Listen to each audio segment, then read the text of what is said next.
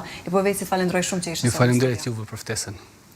Nga këtu do të kalojmë në një tjetër lidhje të drejt për drejt. Kemi kryetarin e Malishevës, Ekrem Kastrati. Zotëri Kastrati, përshëndetje. Përshëndetje për juve. Si është gjendja sot në Malishev? Sot gjendja në gjithë drejtorën e komunës Malishevës është pak në ekses, sepse kanë punuar intensiteti i madh i terreshura të shiut, e që tash qytetarët e komunës Malishevës kanë filluar një normalitet të tillë, i cili normalitet tashmë është shumë i domosdoshëm pas një fatkeqësie shumë të madhe natyrore që patëm gjatë 2 ditëve të fundit, përkatësisht 8 vjet që kaluan, përmes të cilave kemi pasur edhe dëme të jashtëzakonshme si në infrastrukturë rrugore, po edhe ashtu edhe tek ekonomitë familjare dhe bizneset.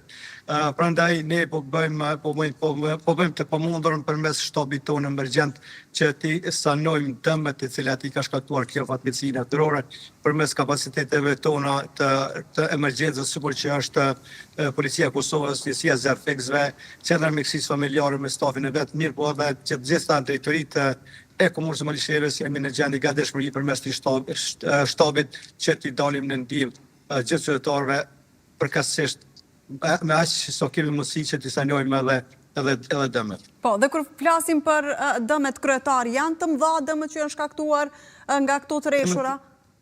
Dëmet janë jashtëzakonisht tepër të mëdha, sidomos tek infrastruktura rrugore, sepse tashmë disa ura tash i kemi të dëmtuar digën, e cila është njëra prej objekteve me rrezikshmëri shumë të madhe në komunën e Malishevës.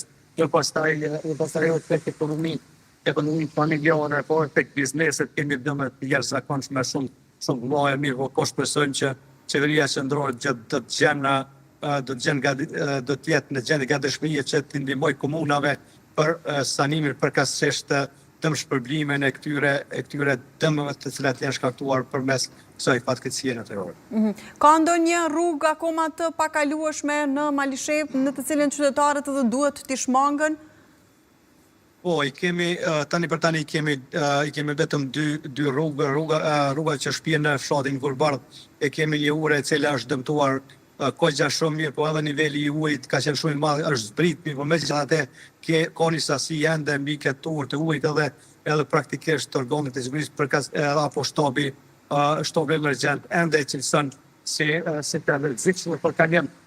Po ashtu edhe rruga kryesore që shpihen në drejtim të autostradës në donjë të Malishevës apo overshoti Vojë, një segment e kemi ende të pakalueshëm për shkak se është sasia tepër e madhe ujit, dhe ne tash me disa kompani po përpiqen që ta kontrollojnë përkatësisht këtë sasi të madhe të ujit ta zhvendosim apo ta ikim prej rrugës.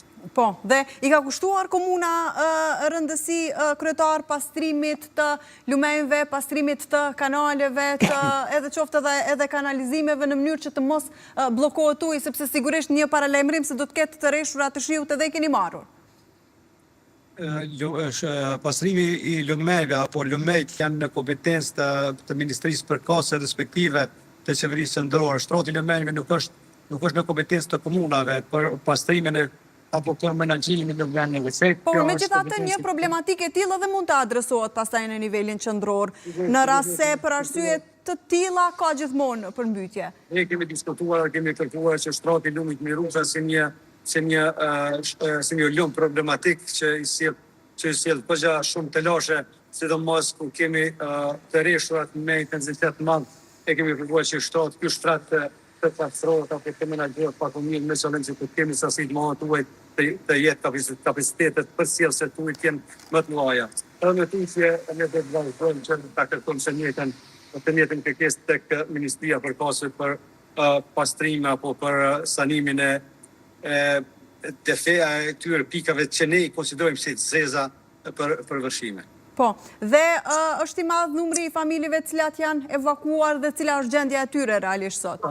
Kanë qenë 5 familje të evakuara apo të zhvendosura, mirë, po ato tash të gjitha janë rikthyer në familjet e veta, dhe tani për tani asnjë familje nuk e kemi jashtë të zhvendosur nga shtëpitë e tyre, pse të gjitha janë të përkuar, po të kisin se të kalojnë dëmet të cilat i ka startuar kjo fatkeqësi natyrore, po ka si vështirë.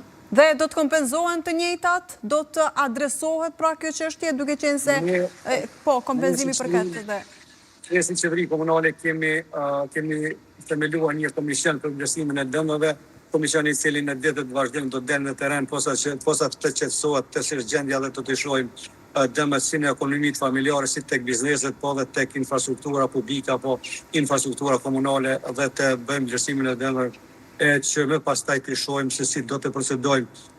Do t'i kisha apel apo thirrje që vinë qendrore që të na ndihmon që këto dëme bashkarisht apo të gjejmë forma si t'i kompenzojmë edhe ekonomitë familjare dhe bizneset të mirë, po edhe riparimi i infrastrukturës komunale përkatësisht shtetërore, e cila është dëmtuar posaçërisht. Qartë. Zotri Kastrati, falenderoj shumë që ishe në këtë lidhje të drejtë për drejtë, uroj që sa më shpejt të kalohet kjo situatë. Faleminderit për ju.